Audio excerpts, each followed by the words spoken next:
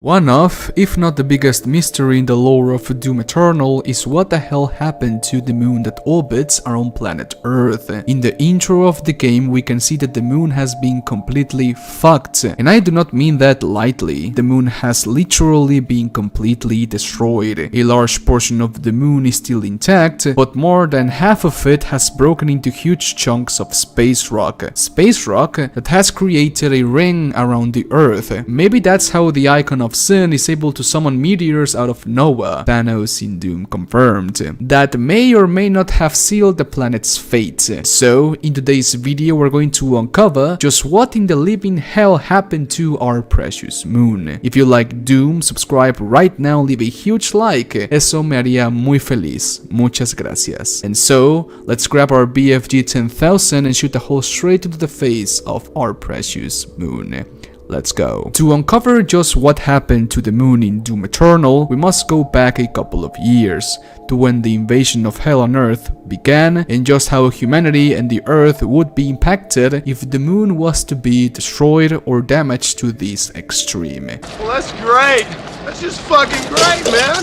If you guys didn't know, humanity, life as we know it, and the Earth need the existence of the moon. They depend on it. The moon is the brightest and largest object in our night sky. The moon makes Earth a more livable planet by moderating our home planet's wobble on its axis, leading to a relatively stable climate. It also causes tides, creating a rhythm that has guided humans for thousands, if not millions of years. In much simpler terms, the moon makes Earth a planet fit for human life. If our moon was to be destroyed, life as we know it would eventually cease to exist, and that is not an understatement. The moon, after the sun, is the biggest influence over the Earth's gravitational control, and keeps the Earth from wobbling like a maniac with its steady hand. Right now, the Earth tilts on an axis of 23.5 degrees, and has been that way for as far as humanity can recall. If the moon was to be destroyed, the planet's axis would wobble anywhere between 10 and 45 degrees. Even a 1 degree tilt would absolutely fuck with our seasons and climate. In the very far past, scientists believe that the Earth's axis changed for 1 or 2 degrees, and that was the main reason why humanity was almost wiped in the Ice Age.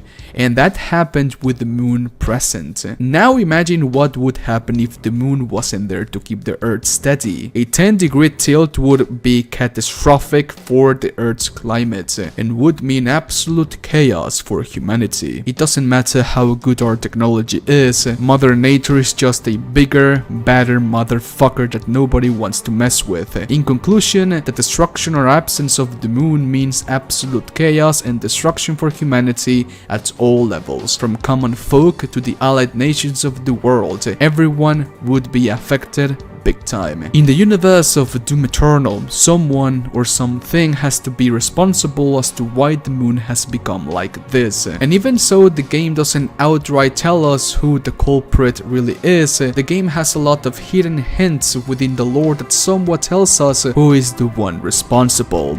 That one being Dick Renak, one of the 3 hell priests commanding the invasion of hell on Earth, and formerly being one of the mighty celestial priests of Origin Denur and the Sentinel Army. The humans of Origin Denur, which are referred to as the Argenta, had a mighty, powerful military force known as the Sentinel Army, warriors that bared the magic of the elemental rates and the gift of Argent energy from the makers into their technology. The Sentinel Army was known for their large sentinel fleets, sent out onto the vast space region to colonize and spread the gift of Argent energy to other civilizations and planets. More than 50 million years ago, the Sentinel Army had reached a much younger planet Earth, and had set a base of operations onto it, one that is now known as the Doom Hunters base. Even if the 3 priests were formerly known as not being warriors, thanks to them giving counsel to the Sentinel warriors, empires and living under their wing, they knew very well how to colonize a planet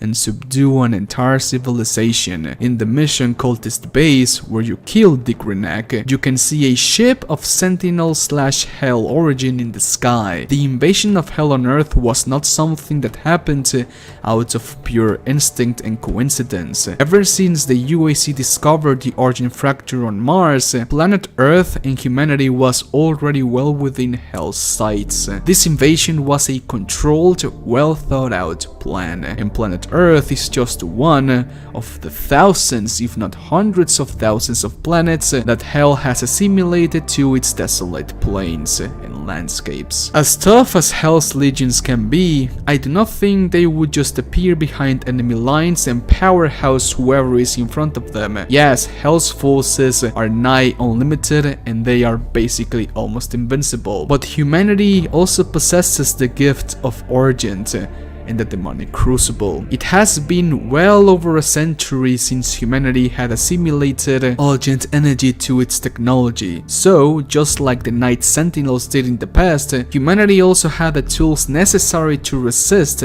this invasion, unless some more variables were present in this war. A betrayal from within humanity's most powerful research and military corporation, the UAC, and the destruction of the moon that would definitely alter the Earth's atmosphere and put humanity at a huge disadvantage. The demons are savages, the essence of hell flows within them and they can fight even in the most extreme temperatures. Humans, everything below 0 and over 50 degrees Celsius can kill us without the proper equipment. So hell fucking with our environment before the invasion even started was a great military move. Remember, battles are won before they even began. Thankfully, the Doomslayer, someone that had God mode on 24/7, appeared and completely destroyed Hell's plans. You might be asking how Dick Renack and his ship was able to tear through the moon like this, and the answer to that is quite simple. Whether or not the origin of the ship is from Argent or Hell itself, Argent energy flows within it. The BFG 10,000, which has remnants of Argent energy flowing within itself and was a creation from humanity, was able to open a hole into the core of Mars. Imagine what pure, weaponized Argent energy from an alien race that resides in Hell right now could do. It's safe to assume that this is the least that it could do. Thanks to the moon being destroyed, the legions of Hell were able to terraform the environment and change the whole ecosystem. I'm going to upload a whole video detailing how the invasion of Hell on Earth began and went through, so subscribe if you haven't already. Thanks for watching.